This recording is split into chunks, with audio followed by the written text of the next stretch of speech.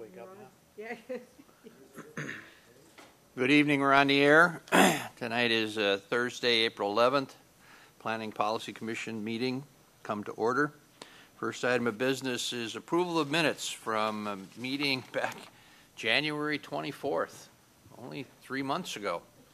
Are there any additions or corrections? Is there a second? Second. All in favor? Aye. Opposed? Minutes are approved and passed. Okay, Jason, show the floor is yours.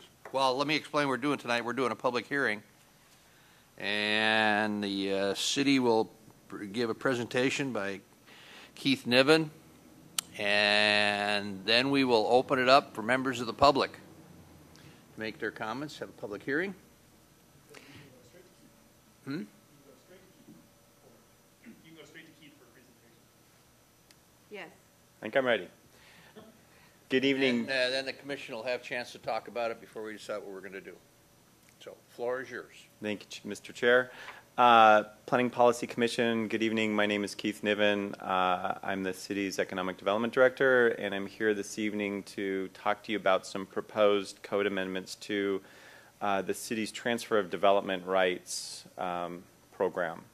And what I'd like to do is kind of go through why we're making the changes, or why we're proposing to make the changes, and then kind of describe what the changes are. And then we've been having some conversations with the Council Land and Shore Committee, and so I have a separate memo I want to hand out this evening that's kind of some recent suggestions for final edits before we kind of talk about this, I think, as an agenda item. So I'll hand that out after I kind of get through some earlier parts. So where we started was, if you remember last year, we did rezone for Urban Village for the lakeside property, and we did a development agreement with that. And part of what we did with them is, rather than giving them all of the entitlement that they had asked for, we gave them a block of entitlement, and we said the rest of the entitlement that you want, you have to buy through TDRs, Transfer of Development Rights. And part of the reason why we did this is when we did the Transfer of Development Rights project for Park Point, we found that there really wasn't a market in our community for the purchase of TDRs. There were a lot of sending site properties willing to sell their properties for the transfer of rights off their property, but there weren't a lot of buyers. And so we said, well, let's go ahead and kind of change the market a little bit, and let's create a buyer. And so as we went through that, we kind of realized that there were some changes that needed to happen to the code. And they were fairly minor, but at least that's where it started. Where we are today is, as we started to look at this a little bit deeper, we realized that the TDR program in the city was set up basically to, as a tool that we could use to get identified properties protected, and most of these properties are either on our hillsides or next to our streams or creeks, and they are environmentally sensitive, and these were there were these areas that we wanted to try and keep development out of, but they were privately owned, and the city didn't have the resources to buy them all, so we basically codified a TDR program as a way that private property owners could potentially buy the development rights from other private property, move them to their property, and then build on their property and gain the value back that way. Well, so that program was put into the city code in 2005. And what we looked at last year in 2012, 7 years later, is how robust was this program working? Were there a lot of these TDR transactions happening? Were property owners talking to each other, and were there deals being made? And I think what we found is the answer was no. And one of the reasons that I concluded why it wasn't happening is the TDR code was really complicated. When I pulled out just the TDR code section, it's 26 pages of code language to describe how you would go about giving or selling your development rights from your property to somebody else so that they could use it on their property. And it really made it, I think, so that a lot of folks really, it was an impediment to its use, its own complexity. And so one of the things that we're going to talk about tonight is actually trying to simplify the existing code language so that, again, with the goal that if we have this tool and we think that this is a good tool, then we should figure out how it can be used more than it has been in the past. And then the last thing that kind of was happening last year is the Central Issaquah plan was moving along its approval process, and part of that was a concept for a density bonus. And the density bonus, which would allow basically a developer in the CIP core area to go from 4 stories up to potentially 6 or 8 stories, they would buy density bonus. Well, that's a very similar concept to transfer development rights, where you get extra development entitlement for your property. And so we started to see some similarities and some parallels, and so we started to talk about, well, maybe where the density bonus program is going is where we should take the TDR program and maybe just have one thing instead of 2. And at one point, for one maybe week last year, there was one thing, and then it split back into 2. And so we're just talking about TDRs today, but there was some impetus from the Central Issaquah plan to cause the desire for some changes. So what this is, and I just wanted to share this with you. So this is basically a tally sheet of the TDRs that have happened in the city since 2005. And what you can look at is that first box, the first table, are the purchase of TDRs. And what I would say to you is all of those ones in the first section, so from Bernston down to Murphy, those were basically all city-initiated purchasing of open space in critical areas, because we basically saw that these were properties that had critical area value. We wanted to make sure they didn't get development on them, so the city initiated the purchase of the development rights from them. And then we have Park Point, which is the 2010 one. And Park Point was another instance where the city said, is there a way that we can keep development from happening on Park Point? And we initiated the transfer of development rights from that property to land next to Issaquah Highlands. And again, that was a city-initiated and facilitated project. And so when you look at this, and then the last one, Bollinger, which is down at the bottom, that was a TDR for the benefit of Confluence Park. So you can look at our list, and you can say, well, gee, how many of these are private property owners talking to private property owners and making deals? None of them. And so, again, part of what I realized when we actually started looking at what was happening over the past 7 years is the city has been in the middle of these things, and we've been facilitating them. And so that has led to some of the proposals that I'm going to describe here next. So I'm going to go through these and kind of describe what these mean, and then we can talk about them kind of after I get done.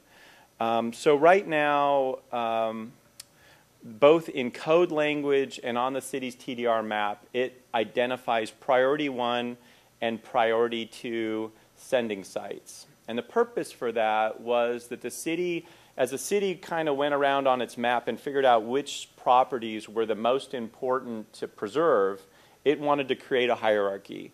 And really, Park Point was the big, and we'll look at the map here in a little bit.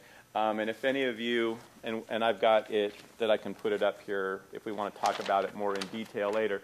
But the city's TDR implementation map looks like this. It's basically a map with some green properties and some red properties on it. The green properties are the ones we want preserved, and the red ones are the ones that could be receiving sites of transfer of development rights. But it also identified 2 different levels of priority. And part of the reason why we're suggesting to get rid of the 2 priorities is, 1, we've already preserved our biggest priority 1 site, which was Park Point, and 2, the number of parcels that are left as sending sites are not that many. So this was just one of the ways that we're suggesting to simplify the code, is to just have sending sites and receiving sites. Because at this point, when you look at the city's sending sites, I'm not sure that there's a reason to have a priority. They're all properties that we want to preserve and not have development happen on, and I don't know that any of them are of higher priority than the others. There's probably some personal opinions on that, but I think as a whole, what's left, we'd like to get them all preserved, and so making it just one shade of green is one of the things that we're suggesting. The second thing, which is probably one of the biggest things, and I'm sure we'll spend some time talking about this, is the purpose of the TDR program when it was initiated in 2005, as I mentioned, was a way for the city to preserve open space, preserve critically significant open space. And one of the things that we're suggesting with these amendments is to add to the purpose that the city could potentially preserve future parkland. And one of the reasons why that makes some sense, and whether or not you support that or not, we'll talk about that later, is you're basically still transferring the development rights off the property. But in certain cases, if you used it as parkland and not preserved it as maybe forested open space, the difference is, obviously it would be used for active or passive recreation and not just preserved with a conservation easement. So this is a departure. This is we're going one step farther with the TDR program, and the way that the code reads is it gives the city council the choice of what to do with TDR revenues that it might get, and we'll talk about that in a second. And that's actually the next bullet, so I might need to talk about that one next so that you understand this decision. So item number 3, and here's, this is a significant advancement as well, is that we're talking about, so the existing code created a TDR bank. I'm using those words with little air quotes, because there's not really a bank. You can't go somewhere and find the TDR bank. But, so there's a TDR bank, and the idea was, because on some of those properties, if I go back to that last sheet that talks about the properties that we've purchased, what we've done is we've purchased properties and we've taken the development rights off of them, but there hasn't been an entity to sell those to. So right now there is a certain limited quantity of TDR certificates that exist in Issaquah that are either part of the bank or they're privately held. We have some that are privately held and we have some that the city holds. And the code created a bank so that the bank could hang on to those and they wouldn't just dissipate because they have value.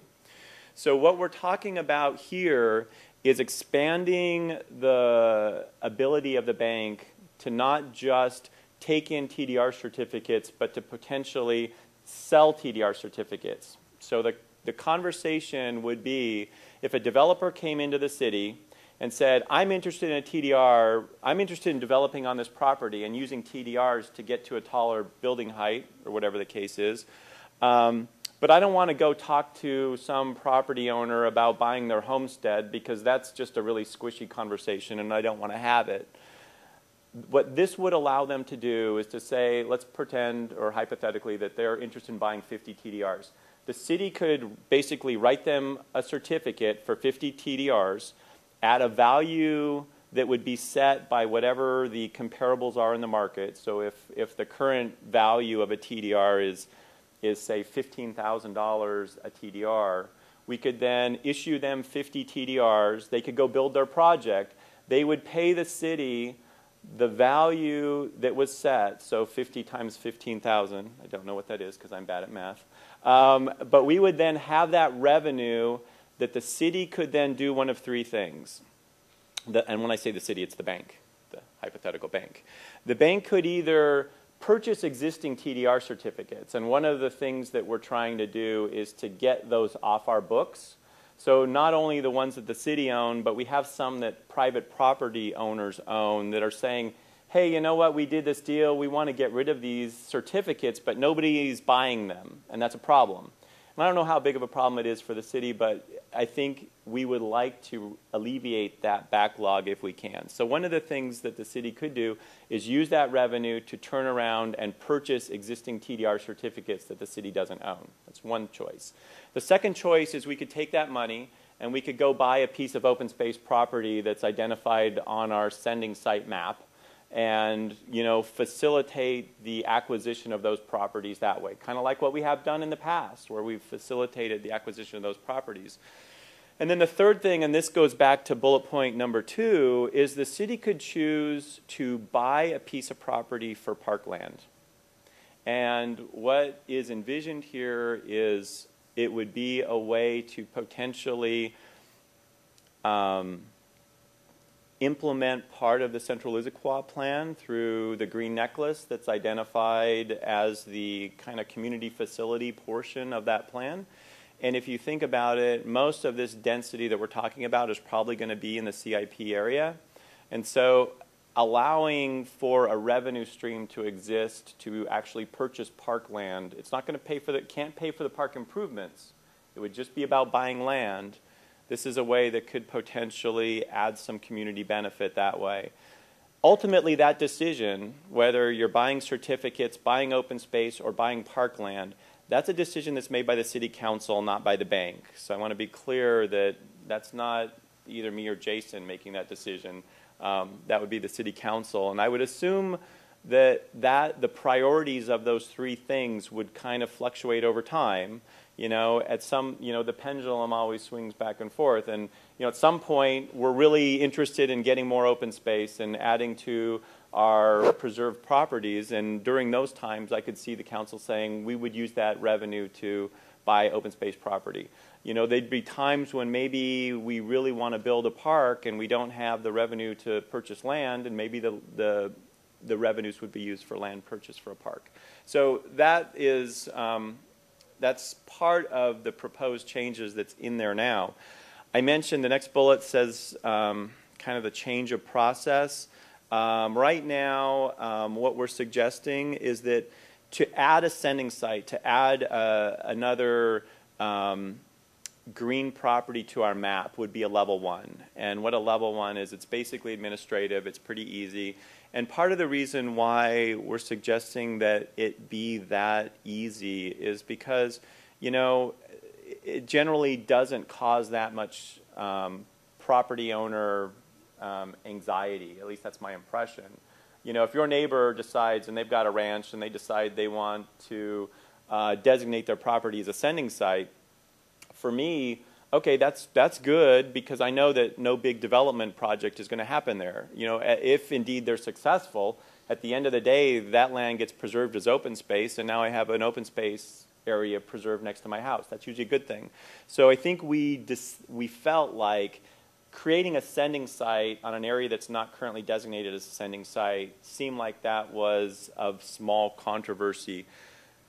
Adding a receiving site to the map seemed like that had a little bit more potential for people to be worried and need noticing, and so that's why we're suggesting that be a level 3. So that would have public notice associated with it. You know, if your neighbor decided all of a sudden they wanted to be a receiving site because they had visions for building an 8-story office building next to your house, I think you'd probably want an opportunity to say something about that. So level 3, different, level 1. The next item of significance is right now the transfer development rights code basically says one development right is equal to one residential unit or 1,000 square feet of non-residential, so think commercial or retail, if it's in a critical aquifer recharge area, or 2,000 square feet if it's in a non-critical aquifer recharge area. So the idea there is if you're in a critical aquifer recharge area, that you should have less square footage than if you're outside the critical aquifer recharge area. Because the idea of being in the critical aquifer recharge area is that we're trying to facilitate the infiltration of stormwater and rainwater into the ground to recharge our aquifer. Okay, so as we talked about the complexity of this, and trying to streamline and make simple something that was fairly complicated. We started talking about the fact that, right now, this is really more about impervious surface limits, because really the amount of stormwater that gets into the ground is a function of how much of your property you pave. And if at the end of the day you've paved it all, nothing's getting into the ground, you're piping it all somewhere else, or it's all running off to somewhere else. And the new CIP standards that are going in front of the council on Monday, they have impervious limits in them. So all of the 1,100 acres of valley floor that's covered under the CIP has impervious limits and not. And so it seems like trying to regulate that impervious allocation is being done through the zoning code and doesn't necessarily need to also be done through the TDR program. So that was one of the reasons why we're suggesting using a common conversion. The other is, right now, our villages have used ERU, which stands for Equivalent Residential Unit. And the translation is one residential unit is equal to 1,200 square feet of commercial or non-residential space. So what we're proposing here is taking the 1,000, 2,000 conversion and changing it to 1,200. And what it would do would be to basically give us a singular conversion rate in the city, and there's a lot of reasons why that's, I think, a good idea. Concurrency. Right now, there's a really complicated section in the code that talks about what you do with concurrency and TDRs. I'm not sure I understand it, to be frankly honest. So what we're saying basically is that the TDRs are not, they come concurrent. So if let's assume you're developing an office building and it's 50,000 square feet is your base entitlement, and you want to buy another 20,000 square feet through TDRs. When you do your concurrency model run, what we're saying is those 20,000 square feet and the trips that are associated with them are already taken care of. You don't have to add them to your 50,000.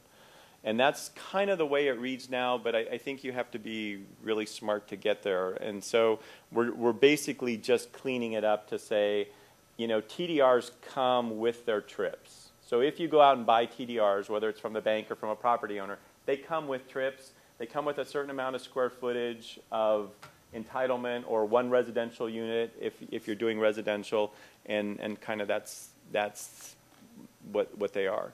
And then the final thing is a map change, and I don't remember if I put it here. I did not. So hang on, let me get to the map.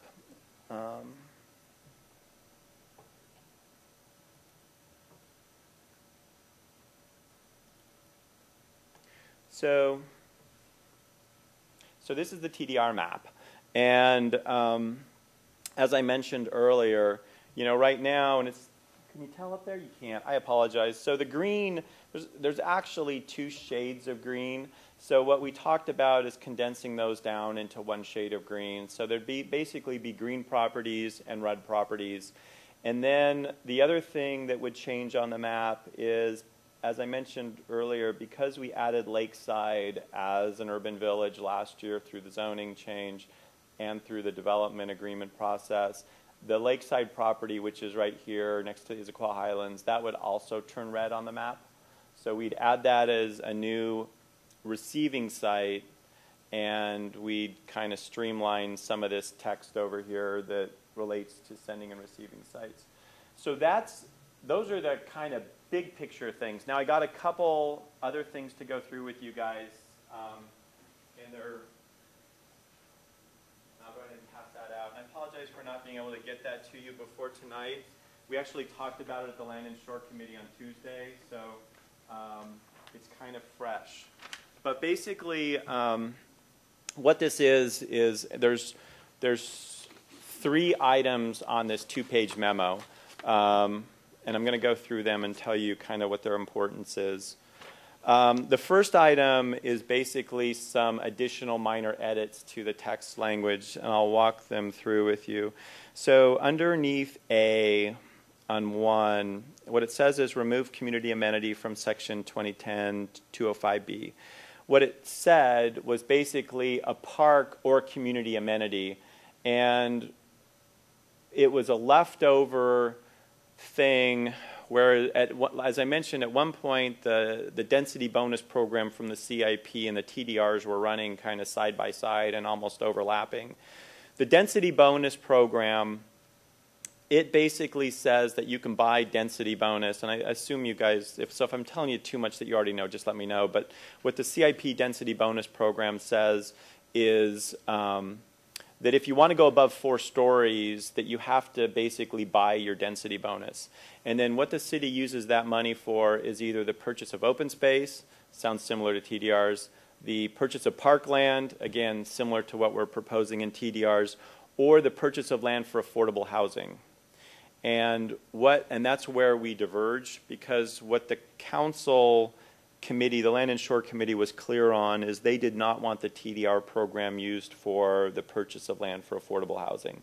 So originally what we had was open space parks or community amenities, where community amenities would be land for affordable housing.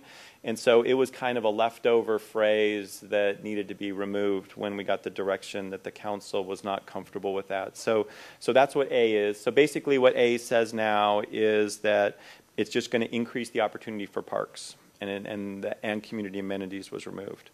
Underneath B, the comment about B was it was unclear who was preparing the stewardship plan, and so what we did is we added language in here that says stewardship plan, a comprehensive plan for the long-term protection and use of property, and it says open space or parks, protected through the TDR program, developed by the property owner, monitored and enforced by the City of Issaquah. If prepared for privately held property, the plan must be approved by the city. Regardless, the plan must include, and it has 1 through 5. Letting you guys know there is one criticism about number 1 underneath that. What it says is a course of action that prevents degradation of the values, structure, and functions of the natural resources. The comment that we received at Land and Shore Committee from the public on Tuesday was, how come the stewardship plan is just focused on keeping a property from degrading? Why doesn't it look at enhancing the property? And I haven't got my head around that yet, just to be honest, since it was just a couple days ago and I've got a cold. So I don't know that might be a valid point.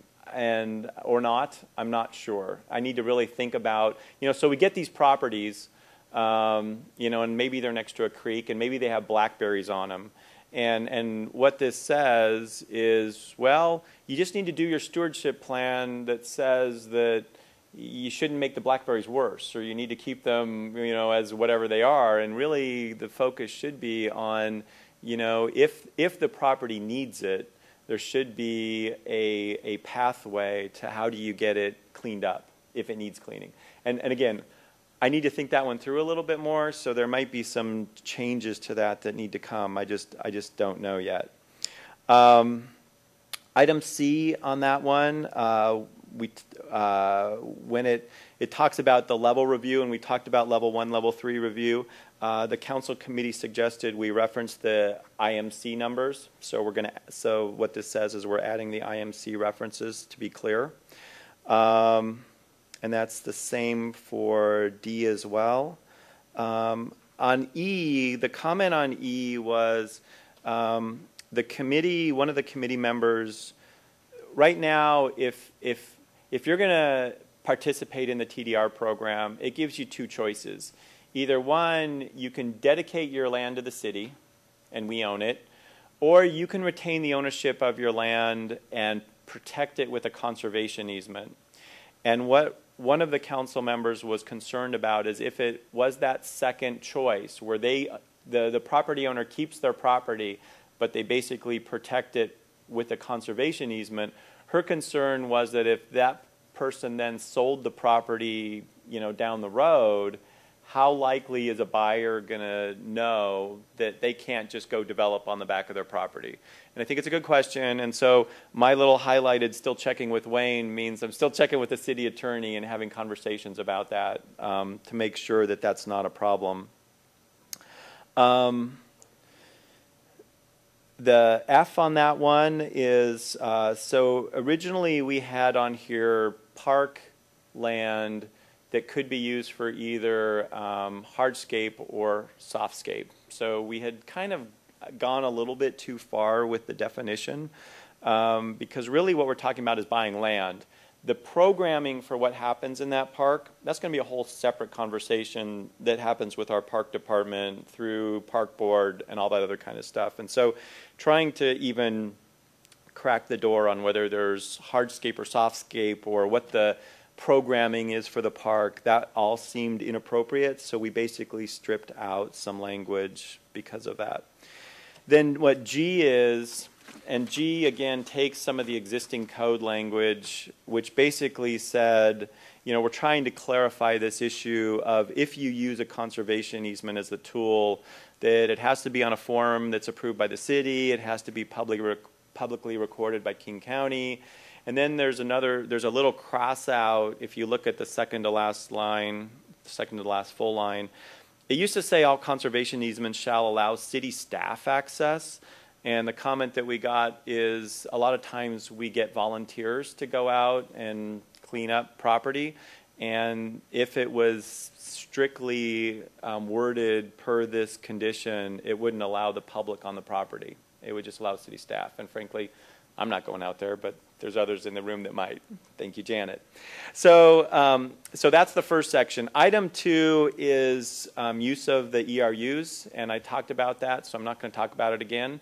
We can talk about that one or any of the others a little bit later if you want. And then the third item is the city received an email from Regal Financial Bank, and Regal Bank is the group that used to own Park Point. And so when I talked about that there's some people out there, private folks that have TDR certificates in hand, Regal Financial Bank still has 100 TDR certificates in their pocket. And what they asked the city to do is, as I mentioned earlier, there's 3 choices. The city can either buy TDR certificates that exist already, buy open space property, or buy parkland. What they asked from us is that we prioritize and that we get rid of the existing TDR certificates first. And I can understand that because that's what they would like. But the council, there was not a lot of, we're not quite there. So if you read kind of the proposal on the next page under purpose, what we're saying is the purpose of establishing the city TDR bank is to facilitate the purchase and sale of development rights. And actually the council wanted to strike number 1 and basically say, and then go down to 2, acquire open space and parkland as directed by the city council. So that's where that has landed, at least for the moment. And that's not exactly where the bank wanted us to land. But I'm not sure that serving their interest was going to serve the city's interest at the end of the day. So that's kind of the whole thing in about a half an hour overview. I am more than happy to kind of chat through any of the points with you guys or clarify any points that might have been a little confusing. Sometimes I'm that way. So. Thanks, Keith. First, what we will do is we'll open up for public comment. Open up a public hearing. If there's anybody that wants to make comment, please come to the microphone, identify yourself.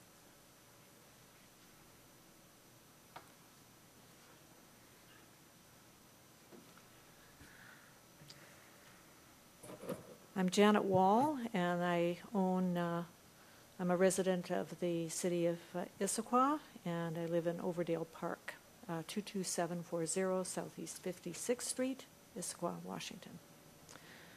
I think that Keith covered most of the questions that I had, concerns that I had about the TDR. I certainly do feel it's a very good program, and I would like to see it continue, and I think there's a great deal of value of having a bank because in the past there's been a problem with not having, having receiving sites, having sending sites and not having anybody willing to purchase those.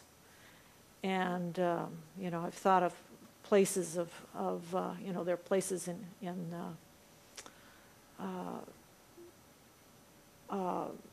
that, you know, being a small city, oftentimes you don't have a buyer and a seller handy at the right time. So I think a bank would help that situation. I am concerned about, would like to see if land is acquired, that there be an improvement, not just that should be part of the stewardship plan to either decrease the impervious surface, if that's what's decided, and also most of the creek properties do have blackberries and other invasive plants, and it would be nice to have some measure of making sure that that is included in the removal of invasive species in the stewardship plan. So, and I also think it's very important to have it so that volunteers can serve as part of the mechanism for removing some of those invasive species. So I have to apologize. I've had computer problems and haven't been able to actually read the latest changes on the TDR plans. So I don't have a lot of comments at this point. But I will be very interested to see what transpires. Thank you. Thank you. Any other members of the public? Those watching at home, you can rush right down. We'll be here all night. But seeing none, we will, unless somebody walks in the door, we'll close the public comments and open it up to questions from members of the committee. So Keith, I have a quick question. If you can just provide me a quick overview. You know, you showed the graph about the purchases, and it's mainly public. What are some of the changes that are going to benefit or promote more of the private-to-private properties besides the creation of the bank? I don't know that it will. So it's made it easier. It's easier to understand, but long and short of it, most developers don't want to go talk to property owners. It's just not what they like to do. I mean, usually they come in and they have a project and an idea, and the city can usually talk to them about increasing their densities, you know, especially if it's meeting the vision of our new CIP. But if they have to go talk to a property owner and buy somebody's property, it's probably not going to happen. And so what this does is, as Janet said, it solves the timing problem. So they can buy development rights. The city then has the luxury of talking to different property owners. And, you know, if somebody, let's say that we identify a property next to the creek that's really important for us to preserve. And let's say that that property owner is elderly and wants to stay in that property maybe for the next 5 years. We could structure a deal that we could basically take their property, do an exchange in 5 years, and give them that amount of time to actually stay in the property. So I think what you're doing is you're increasing the flexibility of that. It's still a private, well, it's as private as I think we're going to get. I just don't know, and this gets back to, I think, another thing Janet said, is we are a small city. And there's only so many property owners that are out there, and there's, you know, it's not like doing business in Seattle or in Bellevue. You know, the likelihood that we're going to get a local developer who really wants to go scavenge for development rights from other Issaquah property owners is, I think it's pretty small. So if we want this, and that gets back to my earlier comment, if we really believe this is a good tool for us to have in our toolbox, and I actually think it is, because it gives us the ability to get some positive outcomes that I don't know that we would get otherwise. If this is a tool we think is of value, then how do we get it to work more than it has been in the past? And by making the bank and giving the bank more ability, I think we will actually see more TDRs happen than would otherwise. But I don't know that for, that's just my guess. Mm-hmm. Thanks. I agree that I also believe it's a very good tool and that the bank part of it is, I guess I'm not done. The bank part of it is quite an improvement too. I'm curious, I noticed that all Issaquah Highlands was all red, no green in there. At the same time, I also noticed, which I already knew, that it's a pretty high recharge area. There's open space quite a bit there, but probably could use more. Is that not covered because it's the urban village part of its master plan, or is there, and I guess my follow-up would be, what is the process to add to the receiving sites? I'll try this, Chantal. If I miss answering well enough, don't hesitate to let me know. Issaquah Highlands is basically under a development agreement, which is a development contract, which was executed in 1995. That predates our CARA ordinance. So I think if we had our CARA ordinance in place when we did that development agreement, we might have maybe done something different. But there is where I know too much. The Highlands stormwater system, there is actually quite a number of outlets to Black Nugget Creek, Pole Creek, East Fork. And then the western portion goes to the Lower Reed Infiltration Gallery, which basically feeds the aquifer. So there is basically an infiltration, a pretty significant infiltration component to here. Lakeside, likewise, excuse me, had their master drainage plan had an infiltration gallery component to it, which was kind of over here by the North Fork. The Rowleys, sorry, they're right there. Their stormwater system didn't. Basically, they believe that their stormwater system is that the groundwater is at times 6 inches below their property. So trying to infiltrate water there, I think they took a different approach, and their ultimate stormwater system included a pipe to Lake Sammamish. Don't know if any of you remember that. So, and then Talus, not so much infiltration. They detain and release theirs into Tibbetts Creek. So, I guess to answer your question, what I don't know is how the city believes. The biggest thing that changed, and I'm going to look to Janet, and you can let me know if I'm saying like really wrong stuff. The city's aquifer is very important. It was really important before we joined Cascade Water Alliance. And when we were getting all of our water from the wells and we were growing, and water conservation was a big deal because we were going to outstrip our supply. And at the end of the day, we're getting our water piped from Lake Taps or wherever the heck it's getting piped from, at least a big chunk of it. So it doesn't mean that it's still not important for us to recharge our aquifer, because our aquifer has a direct connection to all of our surface water bodies, the North Fork, the East Fork, Issaquah Creek. And so if we don't adequately recharge our aquifer, then those creeks dry up at certain times of the year or get extremely low, and that's not good for habitat and fish and everything else. So there is still a need, but because our wells, and I'm saying all this stuff that I'm pretty sure is right, so just take it with a grain of salt, please.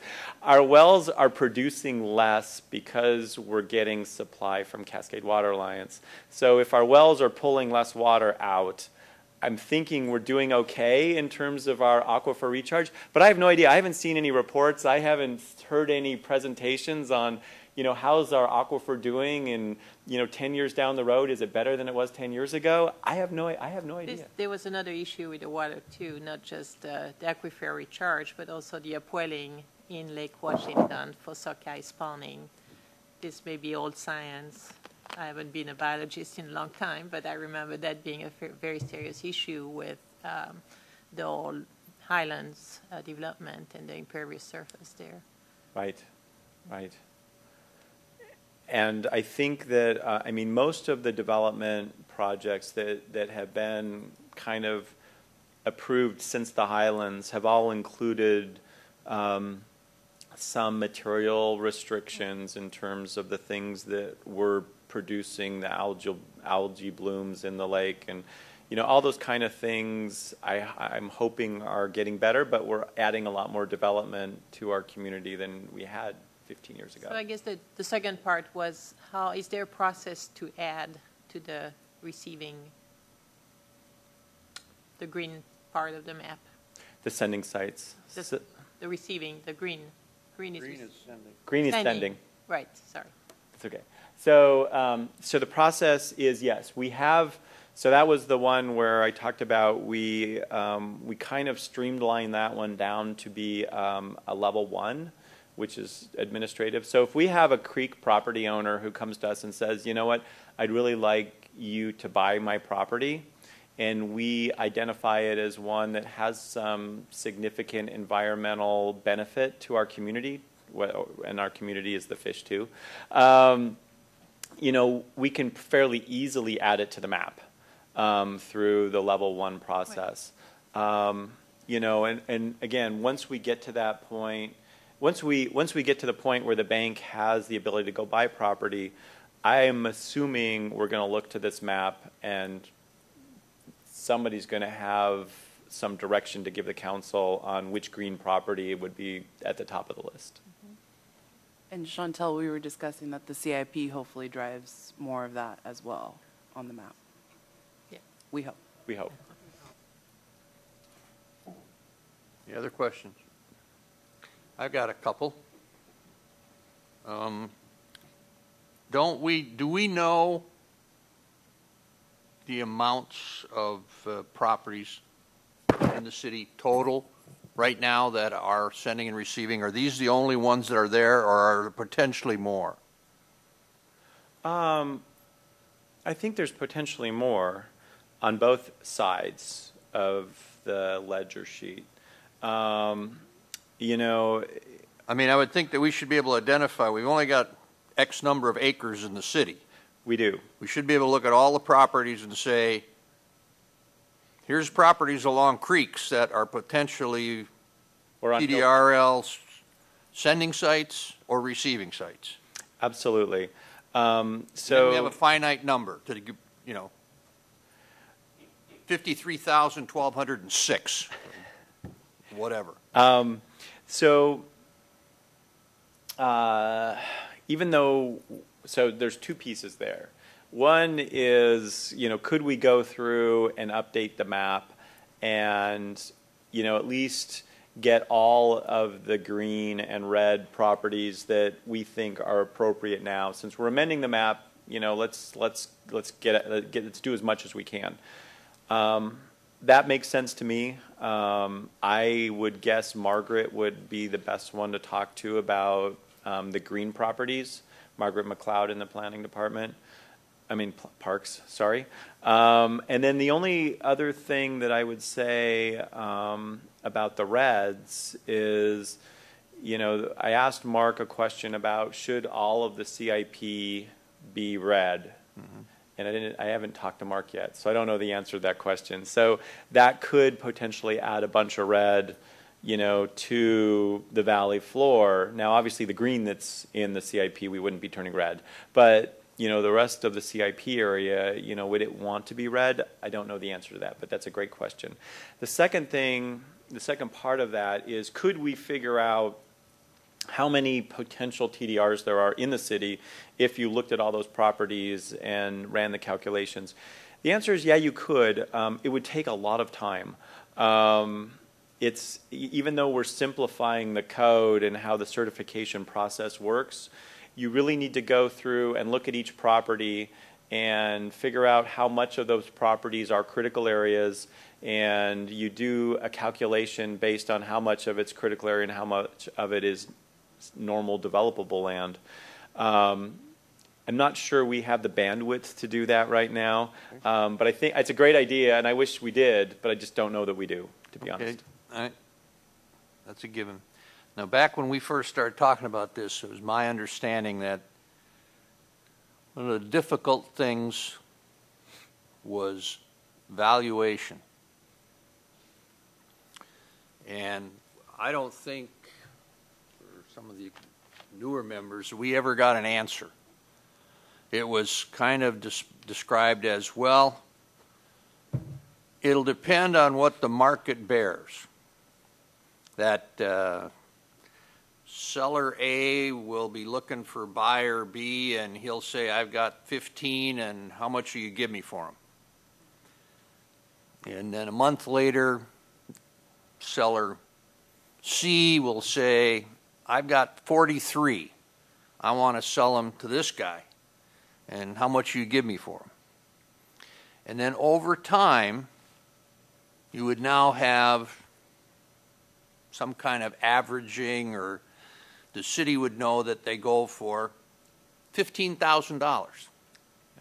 50 of them would be $750,000 if I'm not wrong.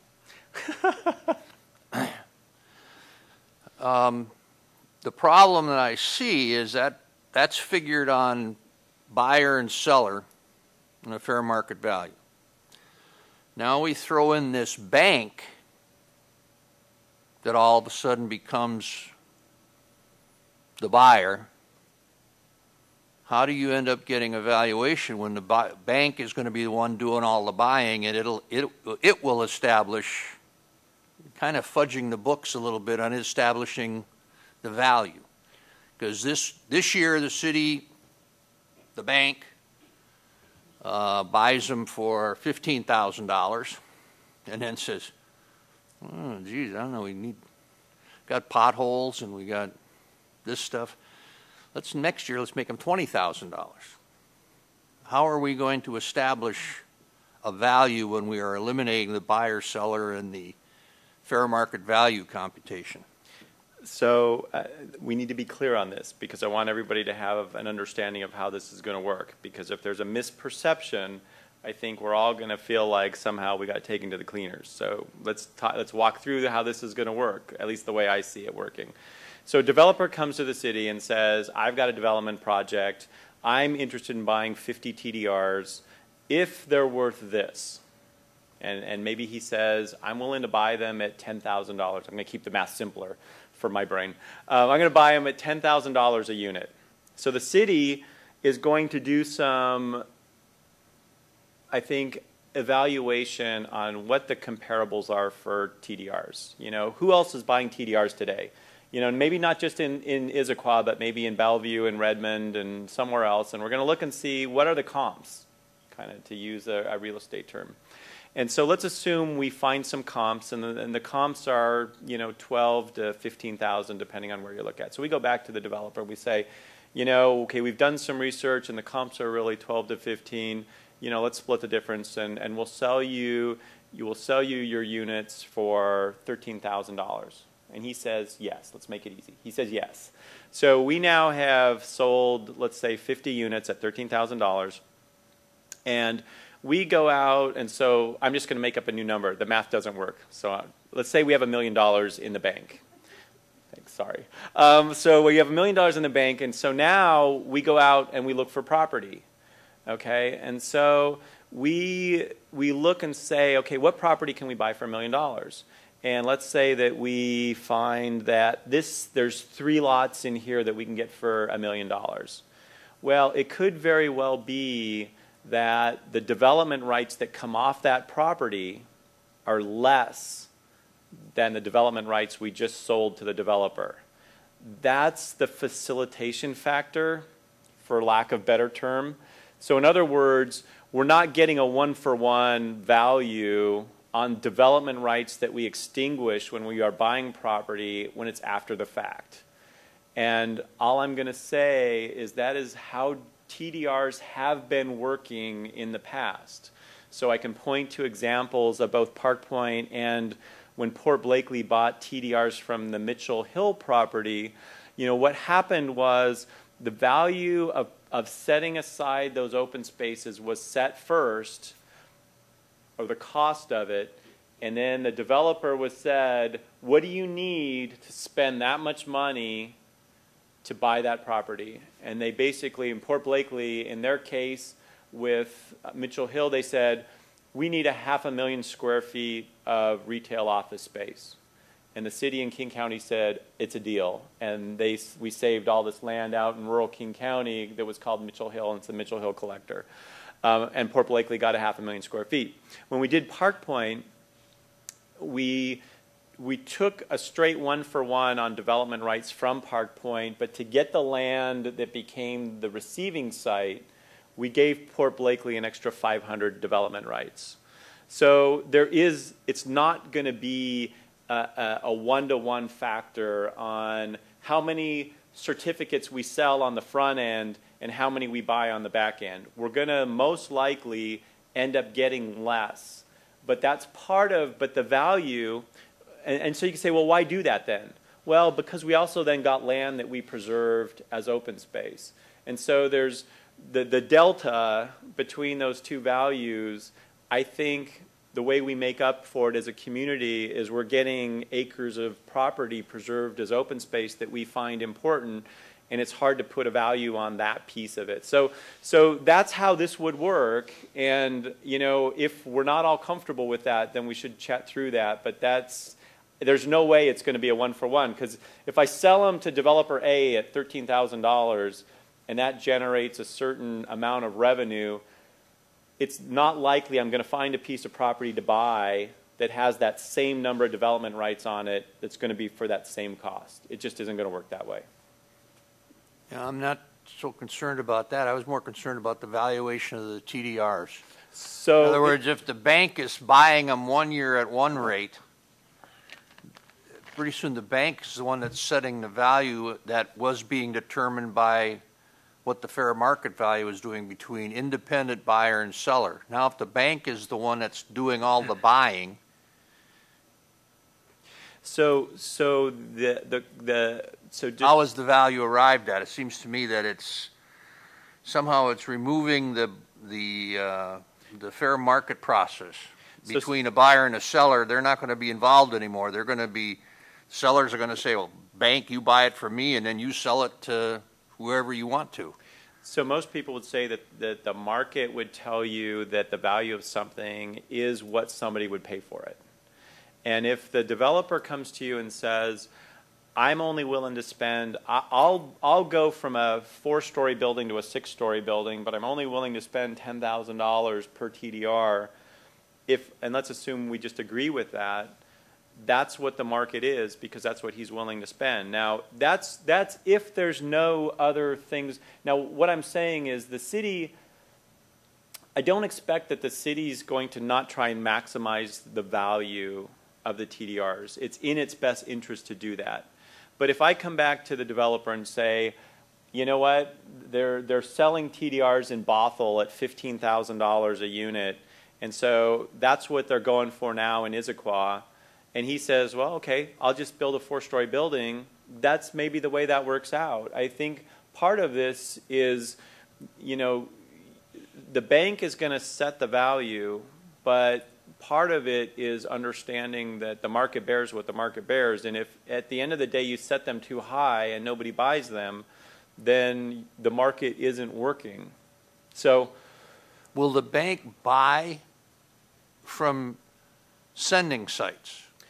If independently, in other words, will the John Schmuckatelli has a parcel of land and he goes, geez, I just was watching television and they talked about this and I want to sell my development rights. So if Josh's property is a sending site, then the city had the revenue to buy it, then we could have that conversation. But most likely, so the difference between our bank and King County's bank, because King County has a bank too, and King County's bank what the county council did is they seeded the King County TDR Bank with $1.5 million.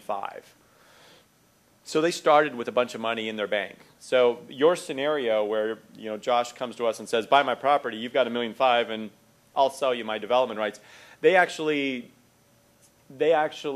established the value of those through an appraisal process. So that's a whole different scenario. Our bank is broke. We'll never have money that we don't get from the sale of TDRs on the front end. Okay. So if Josh comes to us and says, buy my property, I'll say, okay, we'll turn your property green so that when it comes time for the city council to make a decision on which property to buy, you know, you can come down here and lobby the council that your property has the most significance as an open space parcel in the city, and maybe they'll agree with that, you know? So I think that's the way that would work. I don't know. You know, so the good news and bad news here is, because it's a double-edged sword, is we don't do a lot of TDRs in Issaquah. We may find that when we make these code amendments that we've done something not quite right. I think we're going to have time to fix it. There may be 1 or 2 that get through the door, but there's not going to be 20 that gets through the door. We just don't do that many. So I'm going to guess the first time, assuming you guys support this and the council supports it after that, I'm going to guess we're going to do one and try it on and see how it feels. And if we didn't get it right, we'll be back to do some code amendments. Okay. That bring up any other questions? Anybody else? One more. Probably the only area that I'm a little concerned about is the applying it to parks as well as open space. And the definition of park can be pretty broad, can be a soccer field or whatever, can be paved. I think you mentioned hardscape versus not, but can you expand a little bit on that? What would be allowed? Yes. What would qualify as parks? Yes. So right now, we kind of went halfway down that path in an earlier draft of the code amendments, and it was kind of like opening Pandora's box, and so we've kind of gone all the way backwards again. So right now, all that the code says is that it could be used for the acquisition of parkland. And parkland, and we went through the definition, basically says land for active or passive recreation. Mm-hmm. Okay? The actual programming of that property, assuming it was purchased for that purpose through the TDR program, would happen separately through a process that would include the identification of revenues for improvements and a plan that would probably go through our park department and our park board. So to answer your question, you know, could it be hardscape, or, you know, does it have to be all softscape vegetation? I think we don't know today. There's no what's being proposed in the code doesn't pigeonhole it into one camp or another. It leaves it open, and part of the reason for that seemed like, again, the transfer of development rights piece of this, whatever development rights were on that land, and every land has development rights that's not publicly owned. So you buy a piece of property for parks, it has development rights on it. And what you're doing is you're taking those development rights off of it and you're leaving it as something that wouldn't be developed with buildings. And I'm being really loose here, so sorry for that. And so whether that ends up being a field or a grove of trees and a playground or a tot lot, you know, that's a conversation. If we try and do all that in the TDR code, it seems like we're doing an awful lot. And so we kind of backed out of that and leaving that whole conversation for some other venue which would not be part of the TDR process. Any other questions, comments? I know that I got an email today, and I think, Jason, you have it. We have comments from Irv Levin, who's on the board, can't make it tonight. Irv is not in favor of the way the TDR program is. I think if I paraphrase what he said, his feeling is that we set up rules for construction, for the amount of height, impervious surface, etc., and he feels that the TDRL's is a way to get around it.